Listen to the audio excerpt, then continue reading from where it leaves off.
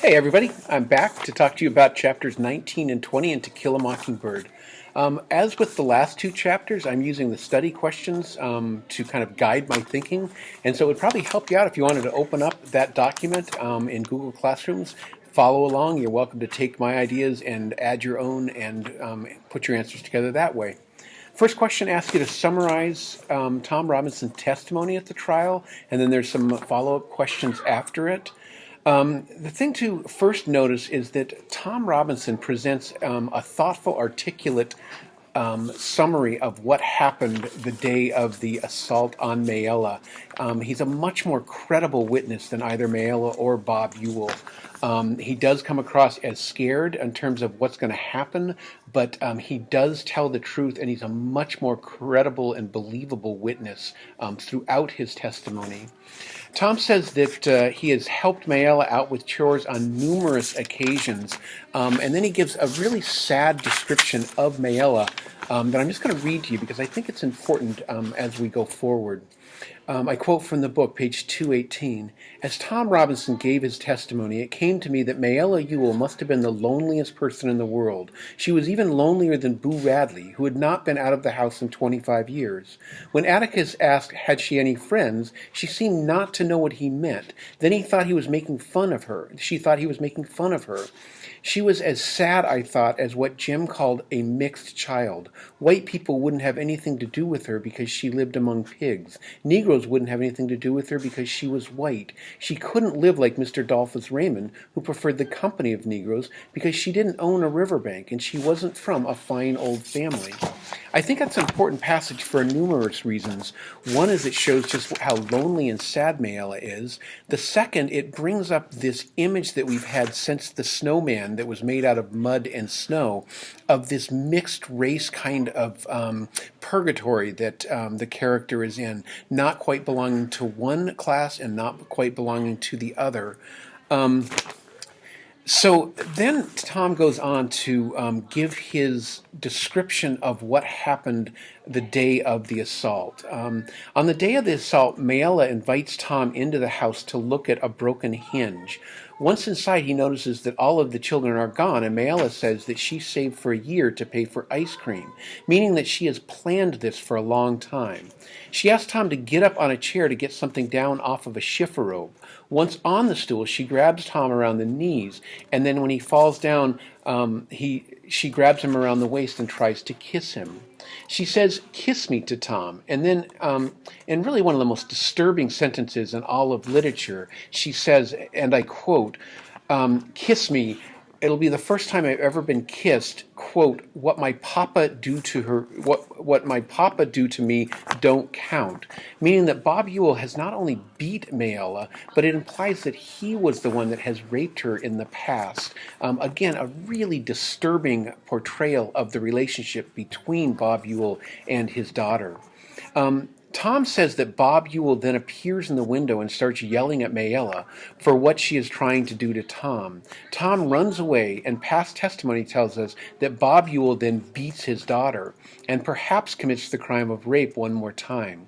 This is a very disturbing testimony, making Bob Ewell not only unlikable, but also a monster of a man that has done awful things to his daughter. The second question, under cross-examination, Mr. Gilmer asked Tom Robinson why he, I'm sorry, under cross-examination from Mr. Gilmer, Tom Robinson says that he did all the chores for Mayella because he felt sorry for her. Why was this statement a mistake on Tom's part?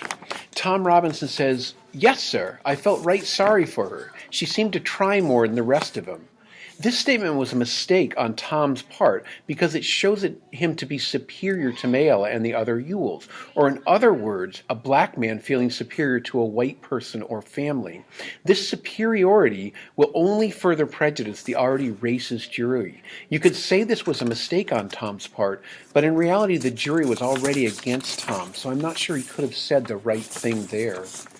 The third question asks, why did Tom Robinson run away when confronted by Mr. Ewell on the day of the assault? This is a difficult question. Tom was in a no-win situation here. The minute he stepped inside the house, he was going to be presumed guilty by the town. They're going to side with Bob Ewell, no matter what the facts are. Tom was in an awful dilemma, and his only reaction was to run away. This running away, however, implies guilt, but if he stayed there, that would imply guilt as well. Again, he was in a dilemma or a no-win situation. At the end of the chapter, Dill gets very upset. Dill hates the way that Mr. Gilmer treated Tom with such disrespect, calling him boy numerous times and talking down to him. Dill says that Atticus did not talk to his witnesses that way, and Scout says that Atticus is different, meaning that Atticus is a good and moral man who acts the same way in public as he does at home. We then move on to chapter 20. The first question is, when Dill and Scout leave the courtroom, what truth is revealed about Mr. Dolphus Raymond? It asks you to explain your thinking. This section with Dolphus Raymond is kind of a break from the action in the novel.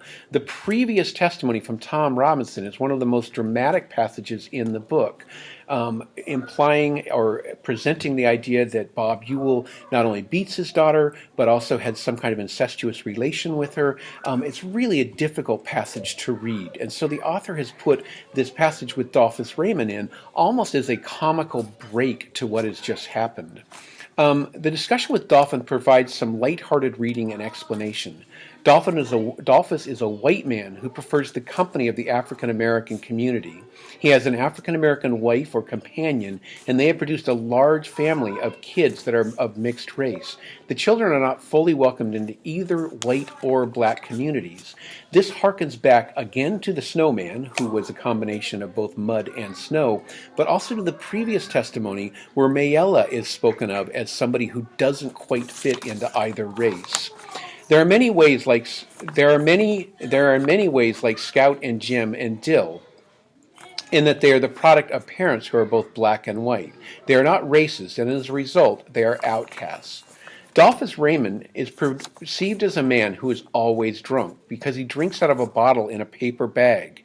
The town assumes that he is always drunk, and that is why he hangs out with the African American group.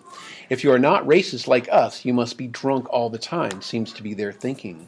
Dolphus reveals to Dill that what he is drinking is just a soft drink, saying that it is easier to let people think that he is drunk rather than try to explain the facts of his lifestyle. We then move on to the speech that Atticus sums the trial up with. The question asks, in his summation speech, what does Atticus say about the guilt of Mayella felt after the assault, and what she did about it? On page 231, you get that description. Atticus says, I have nothing but pity in my heart for the chief witness for the state, but my pity does not extend so far as to her putting a man's life at stake, which she has done in an effort to get rid of her own guilt. I say guilt, gentlemen, because it was guilt that motivated her. She had committed no crime. She had merely broken a rigid and time-honored code of our society, a code so severe that whoever breaks it is hounded from our midst as unfit to live with. She is the victim of cruel poverty and ignorance, but I cannot pity her. She is white. She knew full well the enormity of her offense, but because her desires were stronger than the code she was breaking, she persisted in breaking it.